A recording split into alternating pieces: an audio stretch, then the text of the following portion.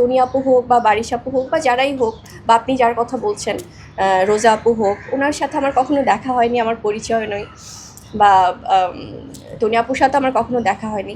So ওনারা না প্রত্যেকে কিন্তু অ্যাজ আ মাদার, মা হিসেবে কিন্তু সবাই পরিশ্রম করছে, কাজ করছে সবার জায়গায়।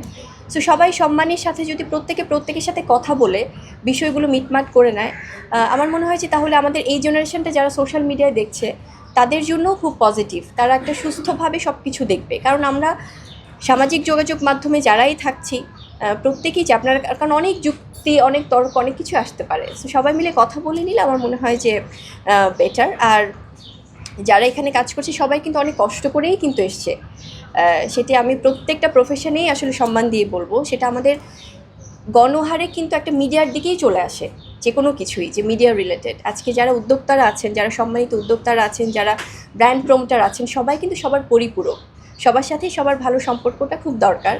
সো আমি এটি চাইবো যে কেউ না আসলে পেছন থেকে উস্কানি দিবেন না। মানে আমি আপনাদের মাধ্যমে জানাচ্ছি যে আচ্ছা আপনারা একটু চাইবেন যে সবাই যেন সুন্দরভাবে প্রত্যেকের যে কারোই যেটা সমস্যা থাকুক মিটমাট করে যেন তাদের মতো করে পজিটিভিটি ছড়ায় সোশ্যাল মিডিয়াতে এবং সামাজিকভাবে।